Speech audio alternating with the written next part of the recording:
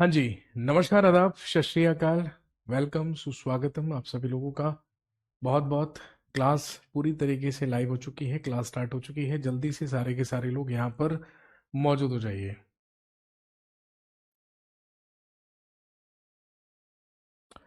और दोस्तों, Indian history या भारतीय इतिहास में आज हम पढ़ना शुरू करेंगे और आज हम बात करेंगे अबाउट एंशियंट हिस्ट्री या प्राचीन इतिहास के बारे में। याद कीजिए, मैंने आपको सबसे पहली क्लास में बताया था कि we can divide Indian history into three major parts. हम भारत के इतिहास को तीन मुख्य भागों में विभाजित करते हैं, जिसमें सबसे पहला होता है एंशियंट इंडिया, दूसरा होता है मेडिवल इंडिया और फिर होता है मॉडर्न इंडिया। और मॉडर्न इंडिया के भी दो भाग होते हैं। एक मॉडर्न इंडिया का वो भाग है जिसमें हम डाउनफॉल ऑफ मुगल्स यानी कि 1707 ईस्वी से लेकर बात करते हैं कब तक की, हम बात करते हैं सोशियो रिलीजियस रिफॉर्म मूवमेंट्स तक, जो कि 19th सेंचुरी में हुए या 1857 की क्रांति तक। और आप जानते हैं कि जो अगला पार्ट होता है इंडिया फ्रीडम स्ट्रगल, वो भी किसका होता है, मॉडर्न इंडिया का पार्ट होता है। तो दोस्तों, आज हम शुरू करने जा रहे हैं एंशियंट हिस्ट्री। आज हम शुरू करने जा रहे हैं प्राचीन इतिहास या प्राचीन भारत, जो कि हिस्ट्री का सबसे पहला पार्ट या सबसे पुराना भाग है। तो आइए, सारे के सारे लोग यहाँ पर जल्दी से जुड़ जाइए, जल्दी से मौजूद हो जाइए। सेशन पूरी तरीके से लाइव हो चुका है। दोस्तों, आप जानते हैं कि अगर हम एंशियंट हिस्ट्री की बात करें, अगर हम प्राचीन इतिहास की बात करें, तो हमारे देश का जो प्राचीन इतिहास है उसकी तो शुरुआत ही कहां से हो जाती है, आज से लगभग 20 लाख साल पहले से, यानी कि 20 लाख बीपी। बीपी का मतलब बिफोर प्रेजेंट। तो आज से लगभग 20 लाख साल पहले ही प्राचीन इतिहास की शुरुआत हो चुकी थी। लेकिन ध्यान रखेंगे, अगर हम एंशियंट हिस्ट्री या प्राचीन इतिहास की बात करें तो we can further divide it into three major parts. तो हम इसे फर्दर तीन महत्वपूर्ण भागों में क्या कर सकते हैं, विभाजित कर सकते हैं। और अगर हम एंशियंट इंडिया के तीन इंपॉर्टेंट पार्ट्स या तीन महत्वपूर्ण भागों के बारे में बात करें, तो आप जानते हैं उसमें सबसे पहला कहलाता है प्री हिस्टोरिक पीरियड, दूसरा कहलाता है प्रोटो हिस्टोरिक पीरियड और तीसरा कहलाता है हिस्टोरिक पीरियड। प्रागैतिहासिक काल, आद्य ऐतिहासिक काल और ऐतिहासिक काल। इन तीनों में अगर हम डिफरेंस की बात करें, इन तीनों में अगर हम अंतर की बात करें, तो आप जानते हैं कि प्री हिस्टोरिक पीरियड यानी कि प्रागैतिहासिक काल वो काल है जिसके हमारे पास अवशेष तो हैं, लेकिन कोई भी रिटन सोर्स नहीं है, कोई भी लिखित साक्ष्य नहीं है। कहने का मतलब ये उस समय की बात है जब मनुष्य के द्वारा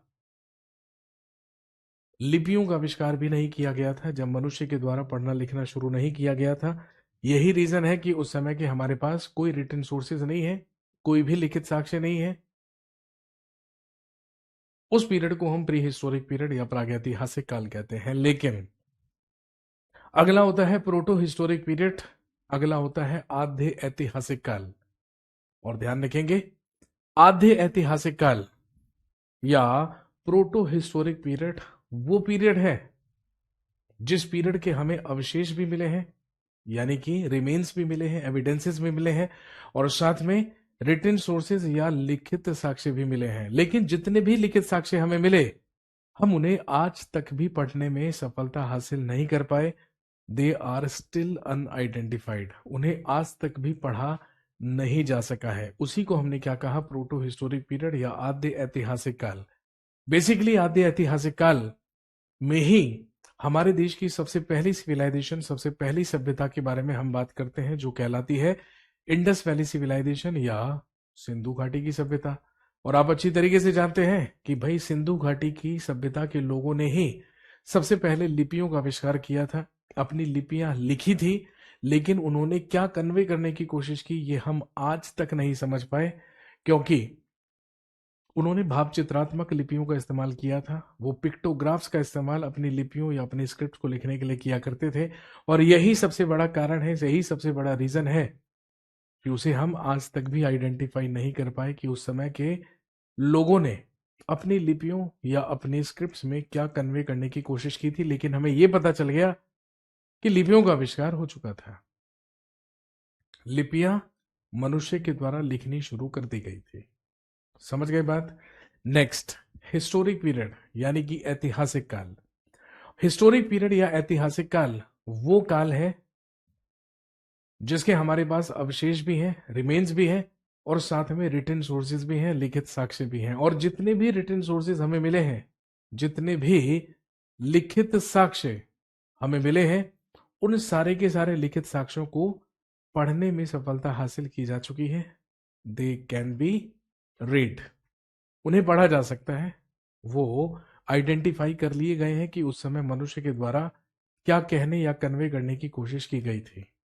तो इन्हीं 3 इंपॉर्टेंट भागों में हमने एंशियंट इंडिया या प्राचीन भारत को डिवाइड किया है। लेकिन अगर हम अकेले प्री हिस्टोरिक पीरियड की बात करें या प्रागैतिहासिक काल की बात करें, तो आप देख सकते हैं कि प्री हिस्टोरिक पीरियड या प्रागैतिहासिक काल can be further divided into 3 ages. उसे हम 3 एज या 3 युगों में विभाजित कर सकते हैं, जिसमें सबसे पहला कहलाता है स्टोन एज यानी कि पाषाण युग। स्टोन एज, पाषाण युग, और नाम से ही पता चलता है कि वो पीरियड, वो काल जिसमें मनुष्य अपने टूल्स या औजार बनाने के लिए केवल और केवल पत्थरों का इस्तेमाल किया करता था, स्टोन्स का इस्तेमाल किया करता था, पाषाणों का इस्तेमाल किया करता था। उस पीरियड को ही हम क्या कहते हैं? स्टोन एज कहते हैं। लेकिन मनुष्य के द्वारा सबसे पहली मेटल, सबसे पहली धातु जो खोजी गई, दैट वाज कॉपर। वो तांबा था, वो कॉपर था। अब मनुष्य ने अपने टूल्स, अपने औजार बनाने के लिए पत्थरों के साथ साथ एक मेटल का भी इस्तेमाल करना शुरू कर दिया, विच वॉज कॉपर, है ना, जो कि तांबा था। और जिस पीरियड में मनुष्य पत्थरों के साथ साथ तांबे का भी इस्तेमाल अपने टूल्स या अपने औजार बनाने के लिए करने लगा, बस उसी एज को हम कहते हैं चालकोलिथिक एज, या उसी को हम चालकोलिथिक पीरियड कहते हैं, जिसे ताम्र पाषाण काल कहा जाता है। और फिर उसके बाद नेक्स्ट इज मेटल एज या धातु युग।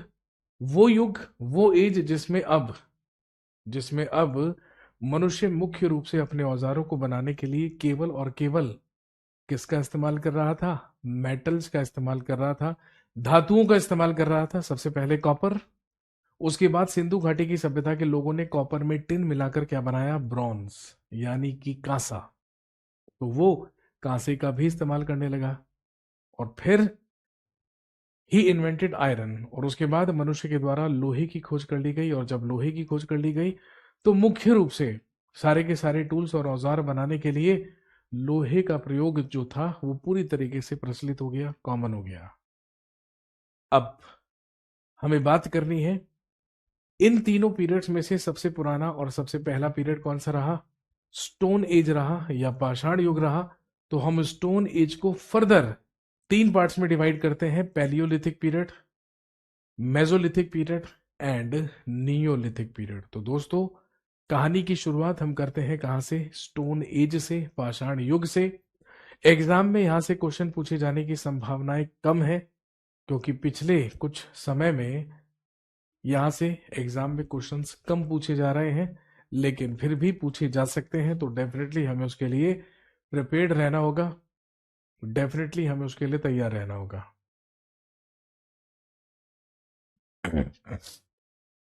अगर आप एसएससी एस्पिरेंट हैं, अगर आप एसएससी की तैयारी कर रहे हैं, तो मान के चलिए बहुत ज़्यादा इंपॉर्टेंट क्वेश्चंस यहाँ से नहीं बनते हैं। लेकिन ऐसा नहीं है कि बिल्कुल भी नहीं बनते हैं, पूछ लिए जाते हैं सवाल। समझ गए बात? तो चलिए हम बात करते हैं सबसे पहले आज स्टोन एज के बारे में, और जानते हैं कुछ इंपॉर्टेंट फीचर्स, कुछ महत्वपूर्ण विशेषताएं। किसके बारे में? स्टोन एज या पाषाण युग के बारे में। क्लियर हो गई बात?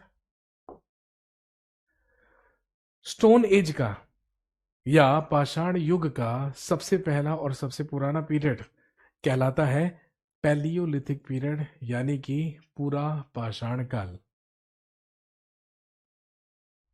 सबसे पहले लिखेंगे, याद रखेंगे, पैलियोलिथिक पीरियड यानी कि पूरा पाषाण काल, जो कि आज से लगभग 20 लाख साल पुरानी बात है। अगर मैंने यहां पर लिखा है 20 लाख बीपी, तो दोस्तों ध्यान रखेंगे 20 लाख बीपी का मतलब यहां पर क्या है? बीपी का मतलब है बिफोर प्रेजेंट।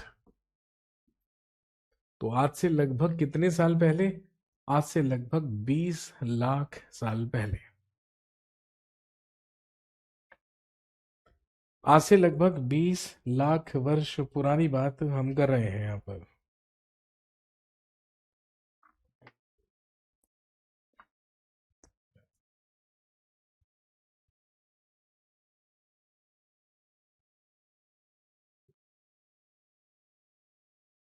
अब पैलियोलिथिक पीरियड की क्या क्या विशेषताएं थी, क्या क्या फीचर्स थे?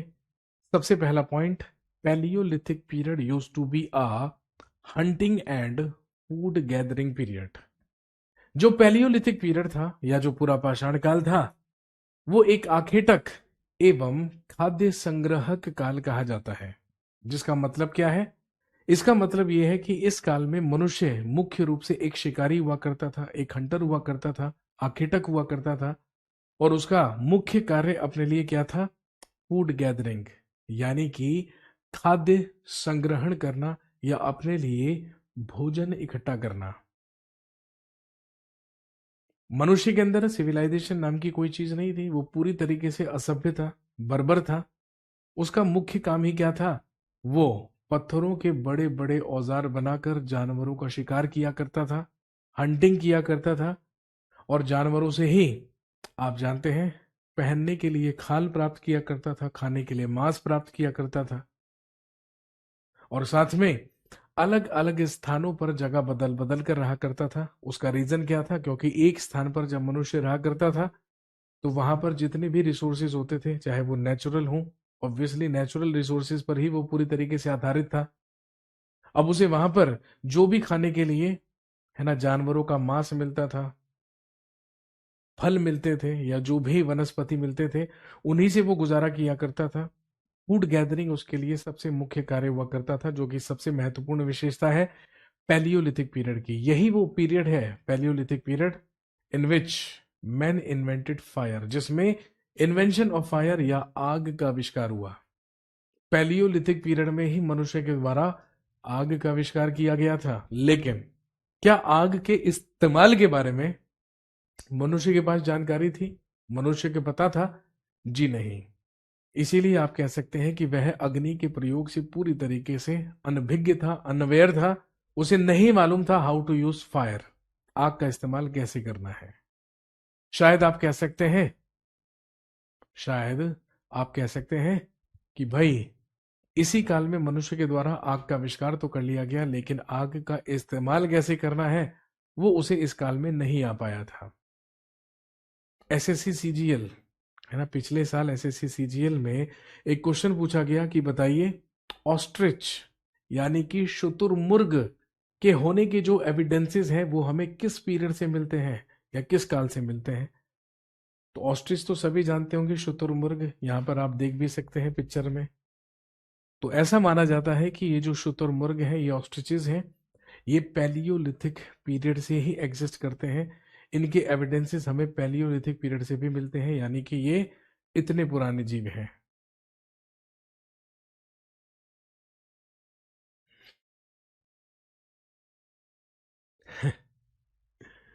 एक काफिर यहां पर कमेंट कर रहा है कि ये क्लास लाइव नहीं है।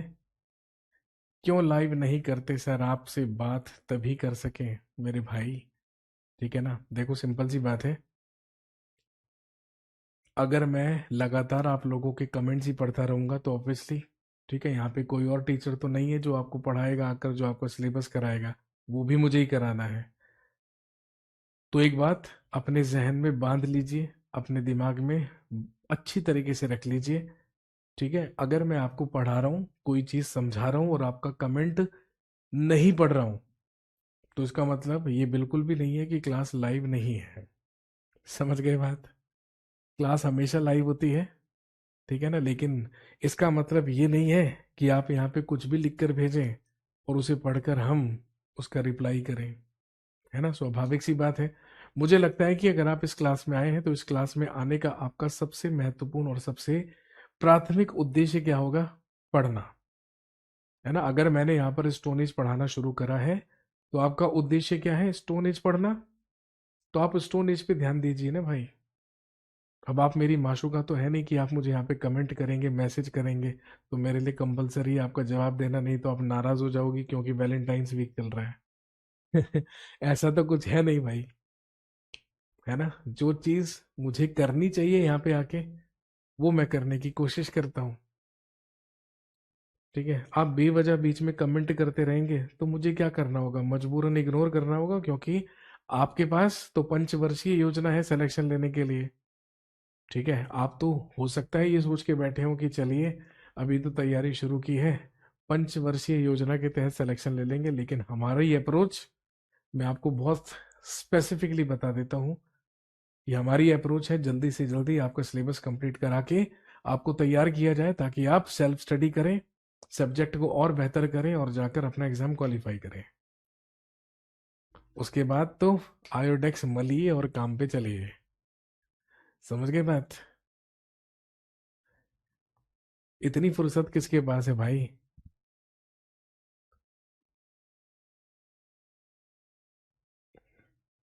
इसीलिए बातें करना छोड़ दीजिए, आज की रात मजा हुस्न का आंखों से लीजिए। समझ गए बात? कमेंट से मत लीजिए, आंखों का इस्तेमाल कीजिए, ध्यान से वीडियो को देखिए। ठीक है, सारी चीजें अच्छे से समझ में आएंगी तो क्वेश्चंस भी होंगे, और जब क्वेश्चन होंगे तो फिर मजा ही आएगा। ऑब्वियसली सिलेक्शन होगा तो मजा तो आएगा ही भाई।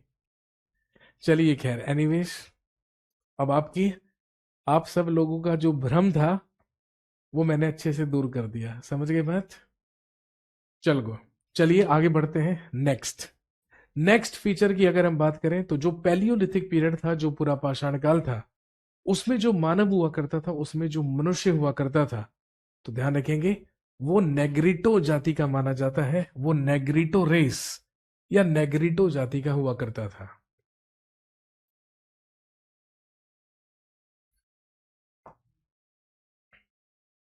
तो अगर आपसे सवाल पूछ लिया जाए कि बताइए पैलियोलिथिक पीरियड के मानव को, है ना, पैलियोलिथिक पीरियड का जो मनुष्य था वो किस रेस या किस जाति का कहलाता था, तो दैट वाज नेग्रिटो रेस, वो नेग्रिटो जाति का कहलाता था।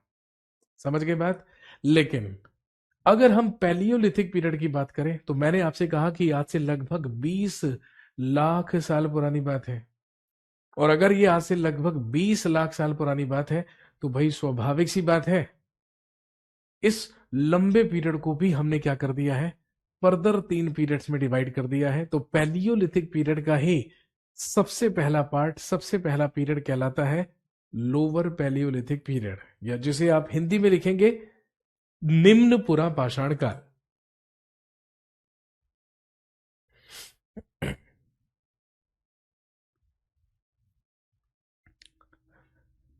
सर नेग्रीटो रेस क्या होता है बेटे? जैसे पशुओं की और वनस्पतियों की, पेड़ पौधों की अलग अलग प्रजातियां होती हैं, ऐसे ही मानव की भी विभिन्न प्रजातियां होती हैं। ये तो आप जानते ही होंगे।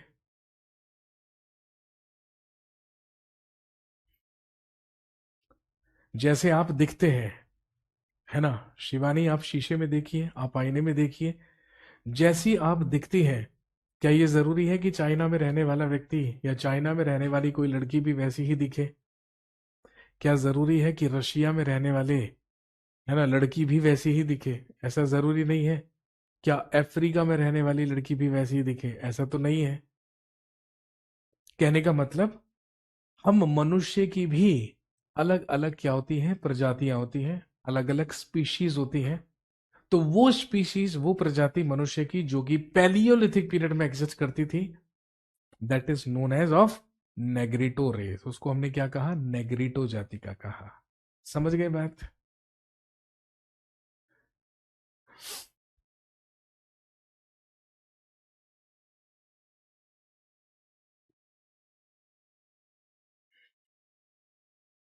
अब हम लोअर पैलियोलिथिक पीरियड की बात करें जो कि आज से लगभग 20 लाख साल पुराना समय था।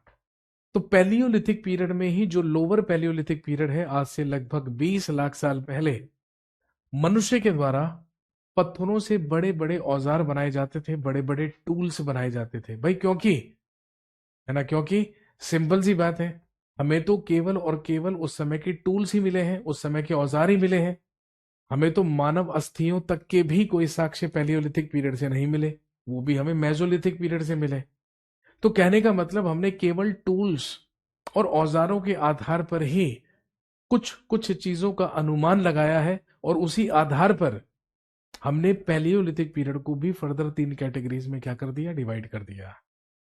इतिहासकारों का कहना है कि लोअर पैलियोलिथिक पीरियड में, आज से लगभग 20 लाख साल पहले, मनुष्य पत्थरों से अपने औजार बनाया करता था जानवरों का शिकार करने के लिए। लेकिन औजार जिन पत्थरों से बनाया करता था, वो पत्थर क्वार्टजाइट स्टोन्स कहलाते हैं।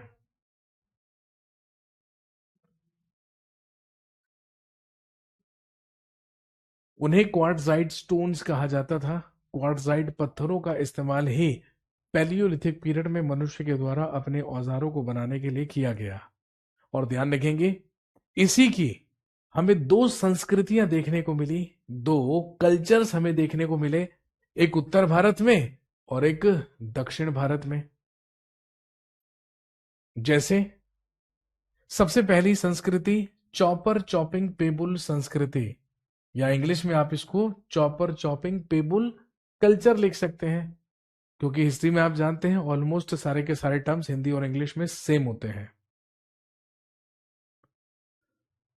चॉपर चॉपिंग पेबुल संस्कृति या चॉपर चॉपिंग पेबुल कल्चर की अगर हम बात करें, तो ध्यान रखेंगे, इसी के कुछ एविडेंसेस या इसी के कुछ टूल्स हमें पंजाब में सोहन रिवर वैली या सोहन नदी घाटी से प्राप्त हुए हैं।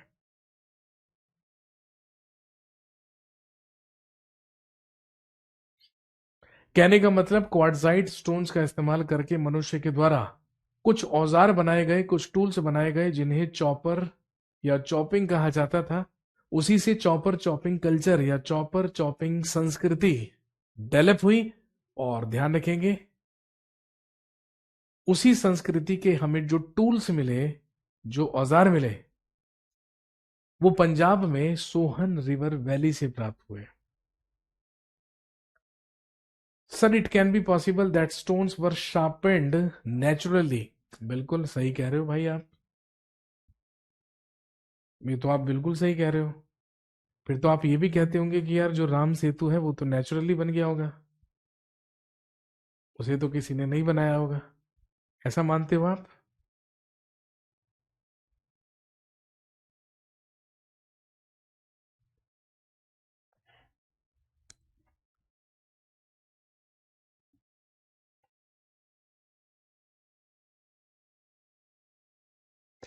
इसके अलावा दूसरा कल्चर, दूसरी संस्कृति जो कहलाती है हैंड एक्स कल्चर या हैंड एक्स संस्कृति, उसके टूल्स, उसके एविडेंसेस हमें प्राप्त हुए हैं दक्षिण भारत में, साउथ इंडिया में, नियर मद्रास, यानी कि नियर चेन्नई।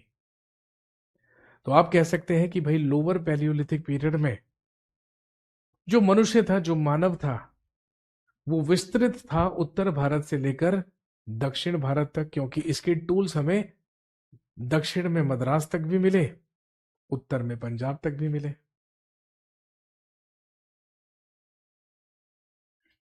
समझ गए बात? लीजिए, अब समझ जाएंगे। यहां पे किसी ने बोला था कि हो सकता है वो जो पत्थर है वो नेचुरली शार्पन हुए हो। अब देखो मेरे भाई, ये वो सबसे पहली हैंडेक्स है, ये वो सबसे पहली हस्त कुल्हाड़ी है, जिसको 1863 में, 1863 ईस्वी में रॉबर्ट ब्रूस फूट नामक एक आर्कियोलॉजिस्ट के द्वारा प्राप्त किया गया था। कहां से? दक्षिण भारत में मद्रास के पास पल्लवरम नामक स्थान से, पल्लवरम नामक स्थान से। अब क्या कहेंगे आप? अब ये तो देख के मुझे ऐसा नहीं लग रहा है कि भाई ये नेचुरली, ऐसा टूल नेचुरली बन गया होगा।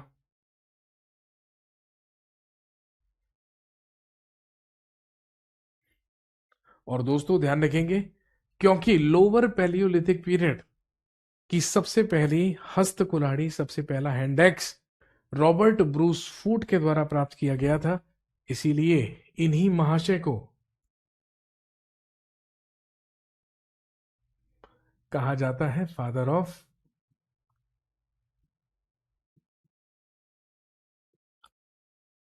Pre historic archaeology of India.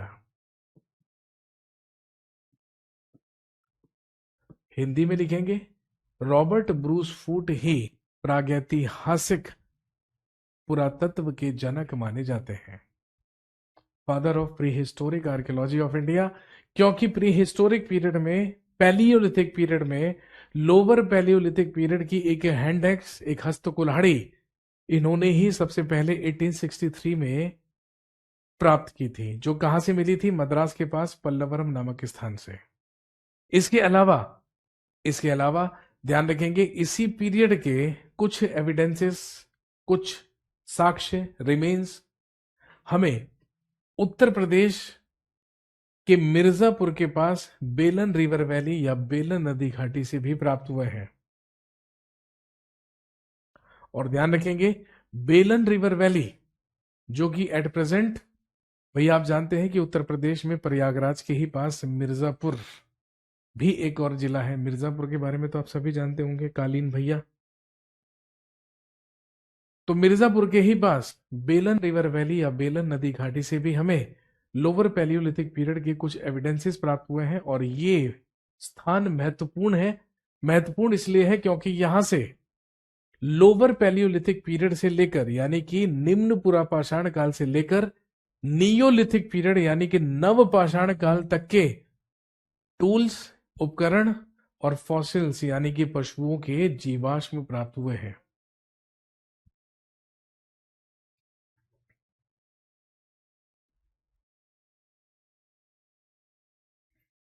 इसीलिए एक याद रखेंगे, पंजाब में सोहन रिवर वैली, दूसरा याद रखेंगे उत्तर प्रदेश में बेलन रिवर वैली। और दोस्तों ध्यान रखेंगे, पिछले ही साल एसएससी सीजीएल में क्वेश्चन पूछा गया कि बताइए, फर्स्ट स्कल कैप या प्रथम मानव कपाल, जिसको क्या कहा गया? होमो इरेक्टस कहा गया, ये भी हमें कहां से प्राप्त हुआ है? हथनोरा विलेज या हथनोरा ग्राम नामक स्थान से, जो कि मध्य प्रदेश में नर्मदा रिवर वैली या नर्मदा नदी घाटी में स्थित है। तो कहने का मतलब, केवल पंजाब में सोहन रिवर वैली नहीं, बल्कि उत्तर प्रदेश में बेलन रिवर वैली और मध्य प्रदेश में नर्मदा रिवर वैली तक हमें लोअर पैलियोलिथिक पीरियड के एविडेंसेस या रिमेन्स प्राप्त हुए हैं।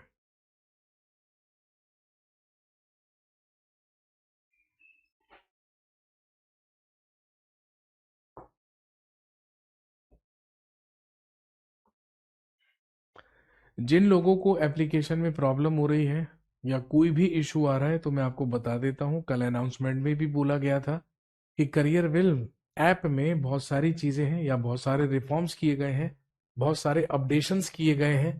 अब क्योंकि करियर विल ऐप को डाउनलोड करने वालों की संख्या 1 करोड़ से भी ज्यादा है, तो जब भी एप्लीकेशन में कोई भी अपडेशन होता है, कुछ भी चेंजेस होते हैं, तो 2-3 दिन के लिए हमें ये प्रॉब्लम आती है कि वो स्मूथली रन नहीं कर पाती है।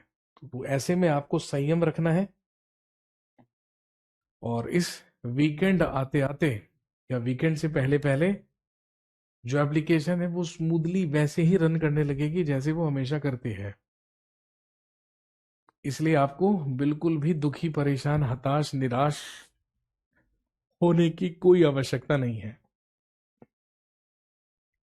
ठीक है।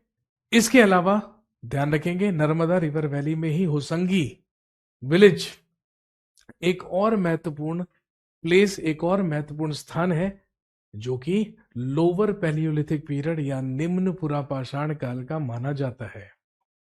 Is that clear to everyone? क्या ये बात सारे के सारे लोगों को क्लियर हो गई है?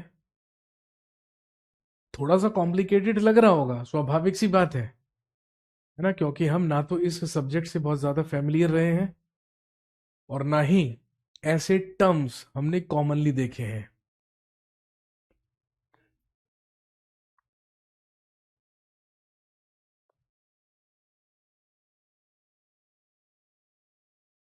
आगे बढ़े, इजाजत है?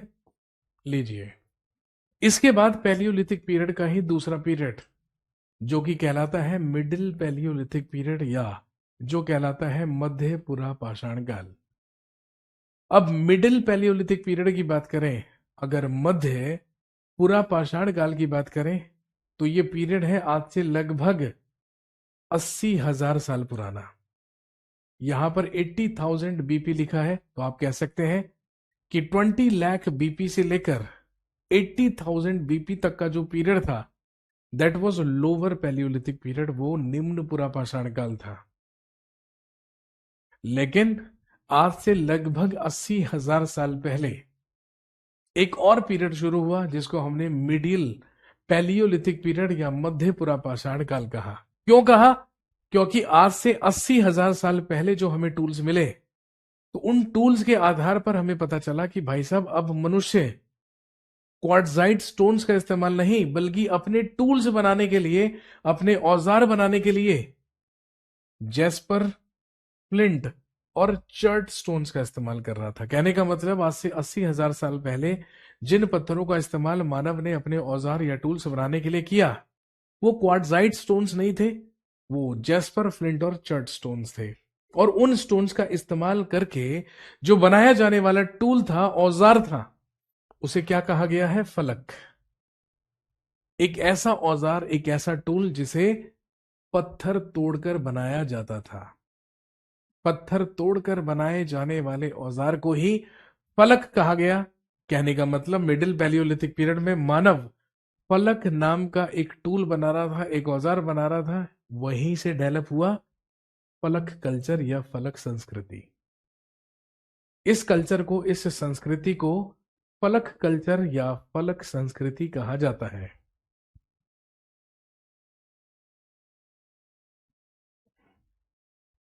ये संस्कृति फलक कल्चर या फलक संस्कृति कहलाती है।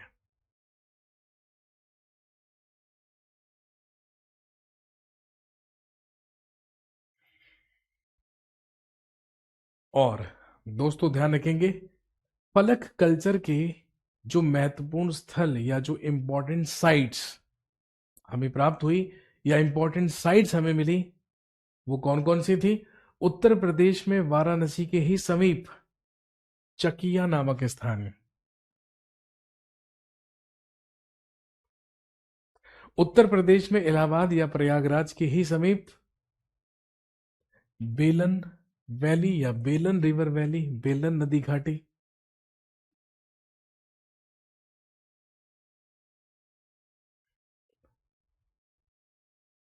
झारखंड, जो आज वर्तमान में झारखंड राज्य है, झारखंड में ही स्थित है पलामू नामक स्थान।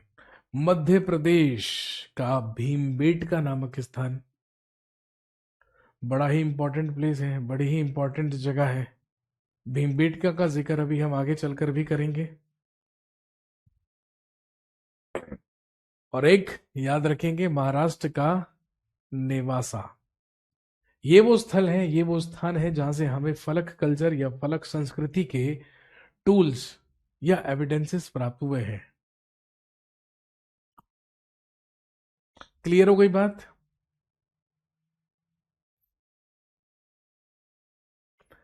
कोई कहता है थोड़ा फास्ट कराओ, कोई कहता है थोड़ा स्लो कराओ, कोई कहता है जल्दी जल्दी आगे बढ़िए, कोई कहता है लिखने के लिए अलग से समय दीजिए, कोई कहता है दिन है, कोई कहता है रात है। क्या किया जाए? बताइए आप, क्या किया जाए? इस विडंबना को, इस त्रुटि को कैसे खत्म किया जाए? है ना, इस बात से पता चलता है कि हमारे देश में कितनी डाइवर्सिटी है, कितनी विविधता है। 100% जनता को संतुष्ट करना तो भगवान के भी बस में नहीं है भाई। हम तो 100% लोग भगवान से भी संतुष्ट नहीं है तो सोचिए, मैं तो फिर भी एक इंसान हूं।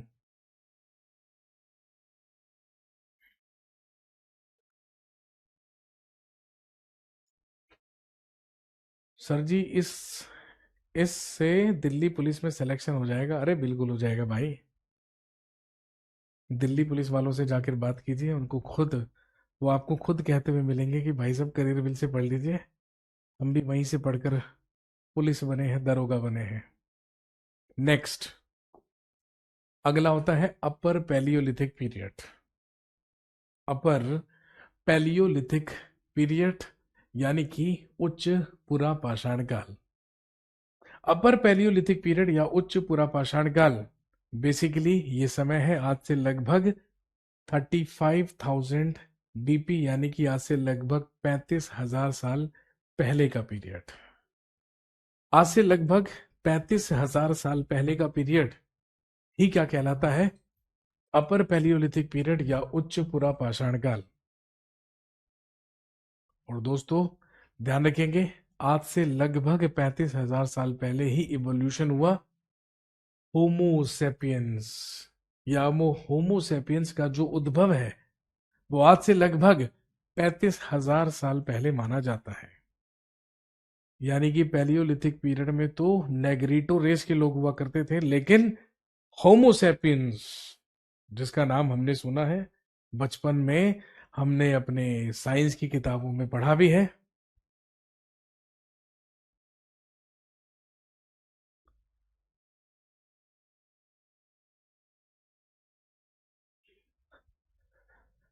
तो यही वो पीरियड है, अपर पैलियोलिथिक पीरियड, जिसमें होमोसेपियंस या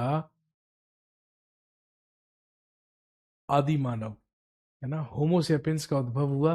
और ध्यान रखेंगे इस पीरियड में मनुष्य के द्वारा जो बनाए जाने वाले औजार थे, टूल्स थे, उन्हें ब्लेड कहा जाता था। और इसी पीरियड के सबसे महत्वपूर्ण पॉइंट, पैलियोलिथिक पीरियड में सबसे महत्वपूर्ण पॉइंट, इसी पीरियड के हमें कुछ केव शेल्टर्स और कुछ केव पेंटिंग्स प्राप्त हुई हैं, यानी कि गुफा शैलाश्रय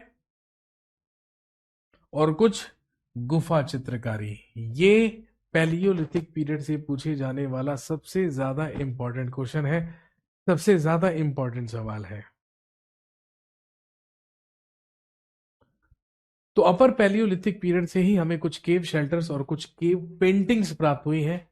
और वो कहां से, और वो कहां से प्राप्त हुई हैं? तो ध्यान रखेंगे मध्य प्रदेश के रायसेन जिले के भीमबेटका नामक स्थान से। ये भीमबेटका एग्जाम में पूछे जाने वाला फ्रीक्वेंट क्वेश्चन है, फ्रीक्वेंट सवाल है।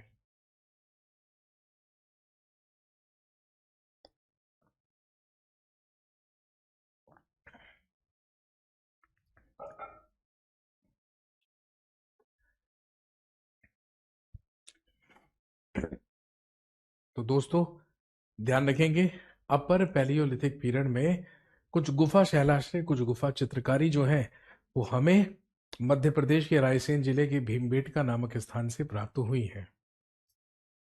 इसके बाद आता है मेसोलिथिक पीरियड यानी कि मध्य पाषाण काल। मेसोलिथिक पीरियड या मध्य पाषाण काल।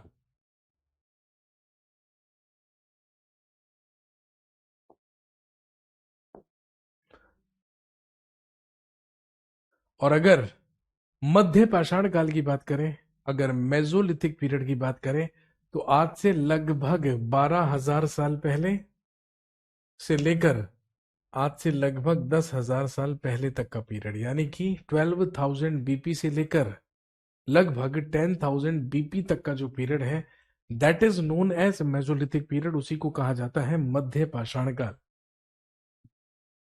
कहने का मतलब, इस काल में, इस पीरियड में भी मनुष्य के द्वारा पत्थरों के ही औजार बनाए जा रहे थे, लेकिन बदलाव क्या हुआ, चेंज क्या हुआ? अभी तक पत्थरों का इस्तेमाल करके बड़े बड़े आकार के औजार बनाए जा रहे थे, लेकिन कंपैरेटिवली पैलियोलिथिक पीरियड से इस पीरियड में मनुष्य के द्वारा जो औजार बनाए गए, जो टूल्स बनाए गए, उनका आकार छोटा हुआ। और वही छोटे आकार के जो टूल्स थे उन्हें माइक्रोलिथ्स कहा गया, या वो माइक्रोलिथ कहलाते हैं। मेसोलिथिक पीरियड की सबसे महत्वपूर्ण विशेषता ही यही है कि इस पीरियड में हमें छोटे आकार के उपकरण प्राप्त हुए हैं, या छोटे आकार के टूल्स या औजार प्राप्त हुए हैं। मेसोलिथिक पीरियड ही वो पीरियड है जिसमें first evidences of human skeletons या मानव अस्थि पंजर के प्रथम साक्ष्य प्राप्त हुए हैं। और दोस्तों ध्यान रखेंगे, मानव अस्थि पंजर के साक्ष्य हमें सबसे पहले कहां से प्राप्त हुए थे? तो ध्यान रखेंगे, उत्तर प्रदेश के प्रतापगढ़ जिले के सराय नाहर राय नामक स्थान से।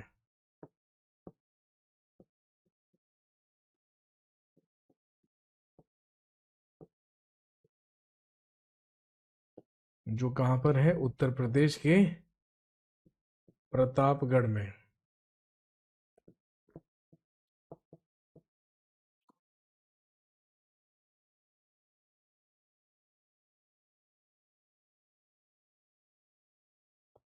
सर ये सब काल भारत में ही ज्यादातर क्यों हुए? क्योंकि मेरे भाई आप भारत का इतिहास पढ़ रहे हो, युगांडा का इतिहास नहीं। आप पढ़ ही क्या रहे हो भाई? इंडियन हिस्ट्री, भारतीय इतिहास। आपके एग्जाम में युगांडा का इतिहास थोड़ी आएगा, भारत का ही तो इतिहास आएगा मेरे भाई। तो हम तो वही पढ़ेंगे ना जो भारत में हुआ। खुद बताइए आप, जब आपको भारत सरकार के अधीन नौकरी करनी है, जब आपको भारत सरकार का मुलाजिम बनना है, तो आप युगांडा का इतिहास पढ़ के थोड़ी ऐसा कर पाएंगे। भारत सरकार का प्रतिनिधि बनने के लिए तो भारत के ही इतिहास को जानना जरूरी होगा ना।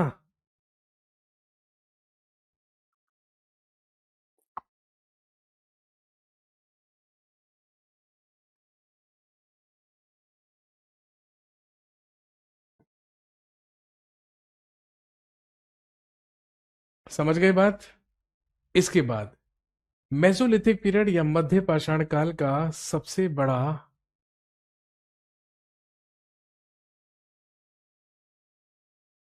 सबसे बड़ी साइट या सबसे बड़ा स्थल माना जाता है राजस्थान में भीलवाड़ा का बागौर नामक स्थान।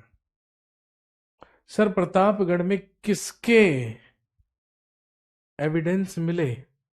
मानव अस्थि पंजर के जो साक्ष्य हैं वो सबसे पहले यहां से मिले थे। और दोस्तों ध्यान रखेंगे, राजस्थान का बागौर नामक स्थान, ठीक है, और मध्य प्रदेश का आदमगढ़ नामक स्थान मेसोलिथिक पीरियड के वो प्लेसेस माने जाते हैं, वो स्थान माने जाते हैं जहां से मनुष्य के पशुपालन किए जाने के एविडेंसेस हमें मिले हैं। क्योंकि मेसोलिथिक पीरियड की दूसरी सबसे महत्वपूर्ण विशेषता ही क्या है? और पैलियोलिथिक पीरियड और मेसोलिथिक पीरियड में सबसे बड़ा अंतर ही किस चीज का है? कि मेसोलिथिक पीरियड वो पीरियड है जिसमें मैन स्टार्टेड डोमेस्टिकेशन, जिसमें मनुष्य के द्वारा पशुपालन की शुरुआत की गई।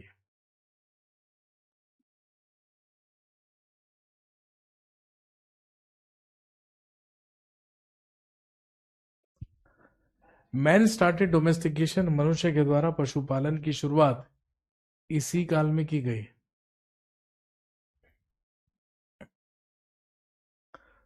और मनुष्य के द्वारा पशुपालन किए जाने के जो एविडेंसेस थे या जो साक्ष्य हैं वो हमें दो स्थानों से प्राप्त हुए हैं, राजस्थान का बागौर और ध्यान रखेंगे मध्य प्रदेश का आदमगढ़ नामक स्थान।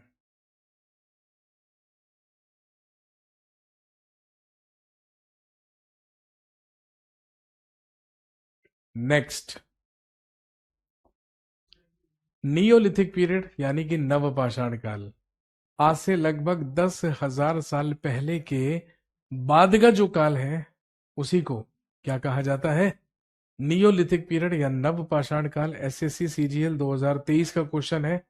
क्वेश्चन पूछा गया था कि what is the other name of Neolithic period? इसी को कहते हैं new stone age.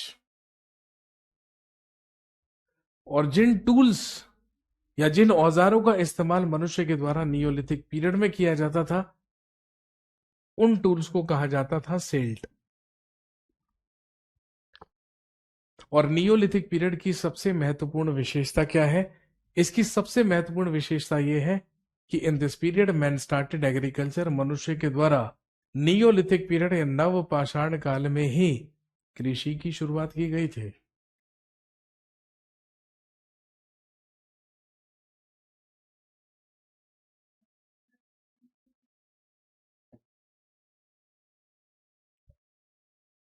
Man started agriculture, मनुष्य के द्वारा कृषि की शुरुआत नियोलिथिक पीरियड में ही की गई थी। और ध्यान रखेंगे, मनुष्य के द्वारा कृषि किए जाने का सबसे पहला एविडेंस या सबसे पहला साक्ष्य हमें पाकिस्तान के बलूचिस्तान के मेहरगढ़ नामक स्थान से मिलता है। और ध्यान रखेंगे, मेहरगढ़ नामक स्थान वो स्थान है जहां पे हमें नियोलिथिक पीरियड से लेकर इंडस वैली सिविलाइजेशन तक के भी क्या मिले हैं? एविडेंसेस मिले हैं। मनुष्य के द्वारा कृषि की शुरुआत नवपाषाण काल या नियोलिथिक पीरियड में ही की गई। और आप अच्छी तरीके से जानते हैं, मनुष्य के द्वारा सबसे पहले किसकी कृषि की गई थी? जौ, गेहूं और कपास। Barley, wheat and cotton.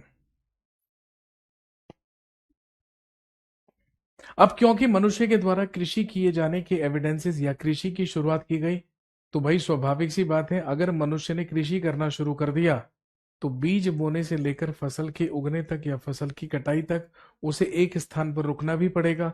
यही कारण है कि भाई नियोलिथिक पीरियड से ही हमें सबसे पहले मनुष्य के परमानेंट रेजिडेंस या स्थायी जीवन का साक्ष्य मिलता है। और भारतीय उपमहाद्वीप की प्रथम मानव बस्ती भी हमें कहां से मिली है? नियोलिथिक पीरियड से।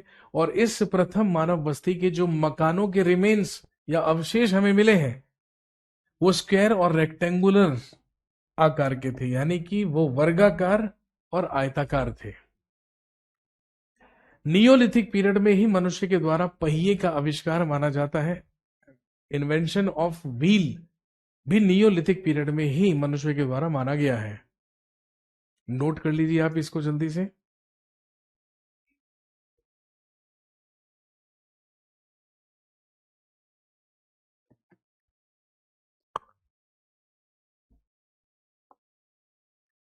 इसके बाद नियोलिथिक पीरियड या नव पाषाण काल के कुछ महत्वपूर्ण स्थल, जैसे कि टर्की के कोनिया में कैटल हुयुक नामक स्थान नियोलिथिक पीरियड की ही एक साइट या एक स्थल माना जाता है।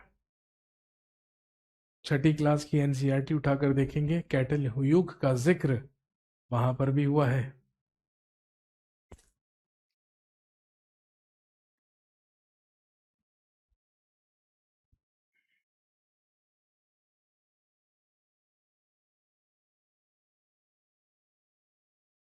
सर बीपीएससी के प्रीलिम्स के लिए हेल्पफुल है क्लास, हाँ या ना तो बोलिए।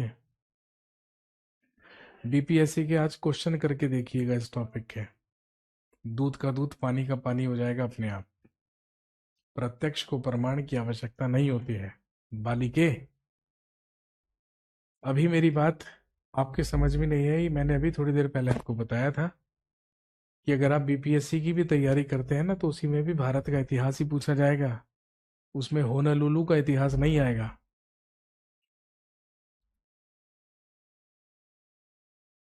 अगर आप जाके आईएएस का एग्जाम भी देंगे ना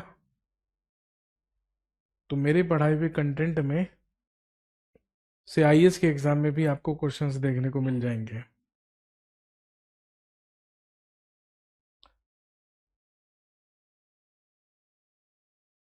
थोड़ा सा भरोसा मुझ पे रखिए, ज्यादा भरोसा खुद पे रखिए, कोई टेंशन वाली बात नहीं है। हाँ, एक और चीज, इंपॉर्टेंट इंफॉर्मेशन, प्रचार भी जरूरी है भाई आप लोगों के लिए। मैं यूट्यूब पर आ चुका हूँ आप लोगों को डेली रेगुलर प्रैक्टिस कराने के लिए। तो आप मेरे यूट्यूब चैनल अभिषेक सुमन जीएस को जल्दी से फॉलो कर लीजिए, जल्दी से सब्सक्राइब कर लीजिए, नोटिफिकेशन एनेबल कर लीजिए, जिससे पहले कि आप वंचित रह जाएं। मेरा यूट्यूब चैनल है अभिषेक सुमन जीएस, मेरा इंस्टा आईडी भी है अभिषेक सुमन जीएस, दोनों जगह आप मुझे फॉलो कर लीजिएगा।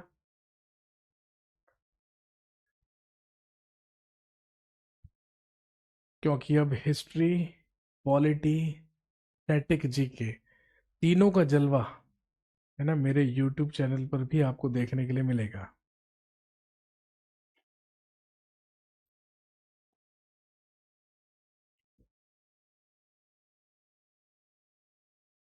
इसके अलावा जम्मू कश्मीर का बुर्जुहोम नामक स्थान, जम्मू कश्मीर में नियोलिथिक पीरियड के हमें दो स्थल मिले, दो साइट्स मिली, एक बुर्जुहोम और एक गुफकराल। दोनों के दोनों जम्मू कश्मीर में है, लेकिन बुर्जुहोम फेमस है क्योंकि यहां से हमें कुछ पिट ड्वेलिंग्स, कुछ गर्तावास मिले हैं, यानी कि कुछ कब्रें मिली हैं।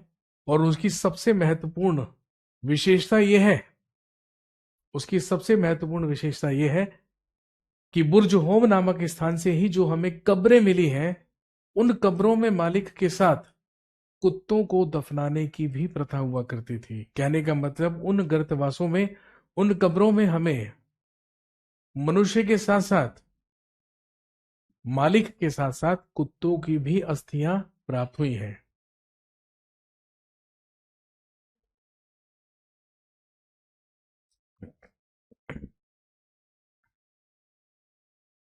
इसके अलावा नियोलिथिक पीरियड में ही मनुष्य के द्वारा धान की कृषि या हार्वेस्टिंग ऑफ राइस के एविडेंसेस भी हमें मिलते हैं। और ध्यान रखेंगे, मनुष्य के द्वारा धान की खेती का प्राचीनतम साक्ष्य उत्तर प्रदेश के प्रयागराज के कोल्डी हवा नामक स्थान से प्राप्त होता है। प्रयागराज उत्तर प्रदेश का कोल्डी हवा नामक स्थान वो स्थान है जहां से मनुष्य के द्वारा चावल की कृषि या धान की कृषि सबसे पहले की गई थी। और इसके अलावा एक और महत्वपूर्ण साइट, एक और महत्वपूर्ण स्थल जो कि नियोलिथिक पीरियड का ही माना जाता है, वो है बिहार का चिरांद नामक स्थान। इसे भी नियोलिथिक पीरियड या नवपाषाण कालीन स्थल माना गया है।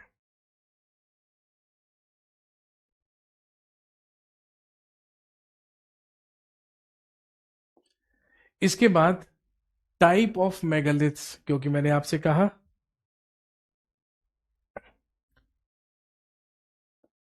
महापाषाण संरचना या कब्र या स्मारक के प्रकार, कई प्रकार के मेगालिथ्स या महापाषाण संरचनाएं हमें देखने को मिली हैं, जो कि मुख्य रूप से तीन प्रकार की हमें देखने को मिलती हैं।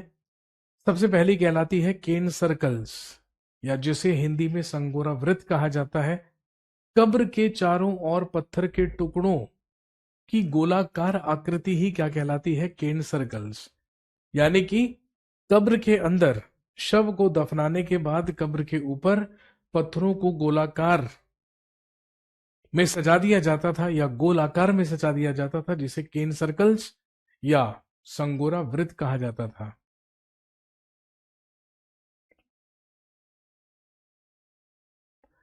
सर टेलीग्राम पर नहीं हो, जाइए अभिषेक सुमन जीएस के नाम से टेलीग्राम पे भी ढूंढिए, बिल्कुल है। सारे के सारे नोट्स, सारा का सारे पीडीएफ सीडीएफ सब आपको वहीं पर मिलेगा। पहले इस्तेमाल करें फिर विश्वास करें।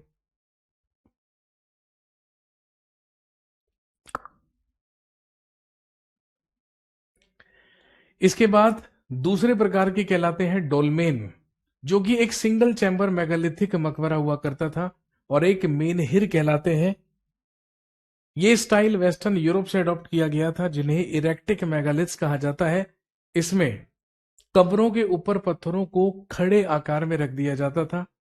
खड़े पत्थरों के ही इस मेगालिथ को मेनहिर कहा जाता है। और ये वाला जो वेस्टर्न यूरोप से अडॉप्ट किया गया, इसे 3000 बीसी यानी कि आज से लगभग 5000 साल पहले शुरू किया गया था। और ये मुख्य रूप से हमें मेनली ही कहां से मिलते हैं, साउथ इंडिया से, महाराष्ट्र, कर्नाटक, तमिलनाडु, तेलंगाना, केरल और आंध्र प्रदेश, सारे के सारे दक्षिण भारतीय राज्य। इसके बाद दोस्तों आता है चालकोलिथिक पीरियड, ताम्रपाषाण युग। आज से लगभग 5000 साल पहले, यानी कि ईसा के जन्म से लगभग 3000 साल पहले मनुष्य के द्वारा तांबे की खोज की गई और तांबे का सबसे पहला प्रयोग भी आज से 5000 साल पहले ही हुआ था। ये वो पीरियड है जिसमें मनुष्य टूल्स या औजार बनाने के लिए पत्थरों का इस्तेमाल तो कर ही रहा था, लेकिन अब वो पत्थरों के साथ साथ तांबे का इस्तेमाल भी करने लगा, जिसका एविडेंस हमें मद्रास के ही पास अतिरपक्कम नामक स्थान से मिला, जहां पर हमें एक कॉपर हैंडेक्स या तांबे की कुल्हाड़ी प्राप्त हुई।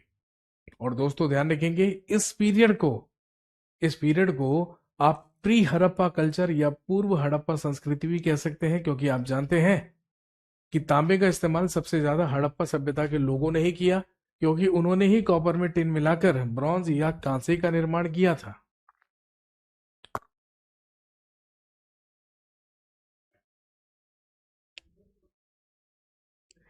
इसके बाद आती है मेटल एज या धातु युग। और ध्यान रखेंगे, धातु युग को 3 धातुओं के आधार पर विभाजित किया गया है, जिसमें सबसे पहला कॉपर एज या ताम्र युग, जिसमें हाथ की कुल्हाड़ी, भाले, मानव मूर्तियां ये सब प्राप्त हुई हैं, और इन उपकरणों को ही, इन टूल्स को ही गंगा घाटी ताम्र निधि कहा जाता है। Second is bronze age. तो आप जानते हैं ब्रॉन्ज एज सिविलाइजेशन एक और नाम है इंडस वैली सिविलाइजेशन का, इसीलिए कहा गया है कि ब्रॉन्ज एज में ही हड़प्पा सभ्यता शुरू हुई थी। बिल्कुल सही बात है। और लास्ट होता है आयरन यानी कि लौह युग। ईसा के जन्म से 1400 साल पहले यानी कि आज से लगभग 1600 साल पहले एशिया माइनर या तुर्की में लोहे की खोज हुई थी। और भारत में अगर हम बात करें तो भारत में लोहे की खोज आज से लगभग 12,000 साल, सॉरी, आज से लगभग 1200 साल पहले, 1000 बीसी का मतलब आज से लगभग 3000 साल पहले मानी जाती है। और ध्यान रखेंगे, भारत में 1000 ईसा पूर्व में उत्तर प्रदेश के एटा के अतरंजी खेड़ा नामक स्थान से ही हमें सबसे पहले लोहे के एविडेंसेस या लोहे के साक्ष्य प्राप्त हुए थे।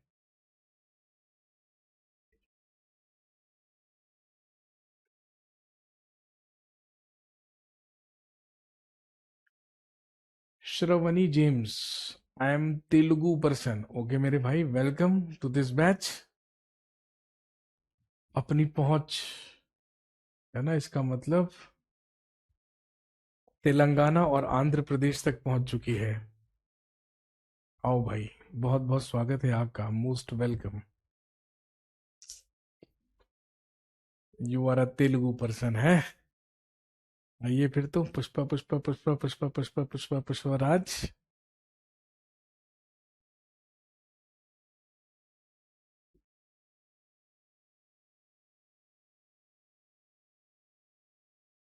तो बस यहां पर मेटल एज तक की बात हमने की। इसके अगली क्लास में जब हमारी मुलाकात होगी तो हम शुरू करेंगे पढ़ना प्रोटो हिस्टोरिक पीरियड, आद्य ऐतिहासिक काल। और आद्य ऐतिहासिक काल में हम पढ़ेंगे अपनी सबसे पहली सिविलाइजेशन, सबसे पहली सभ्यता के बारे में, जो कहलाती है इंडस वैली सिविलाइजेशन, सिंधु घाटी की सभ्यता, या जिसे हम हड़प्पन सिविलाइजेशन या हड़प्पा सभ्यता के नाम से भी जानते हैं।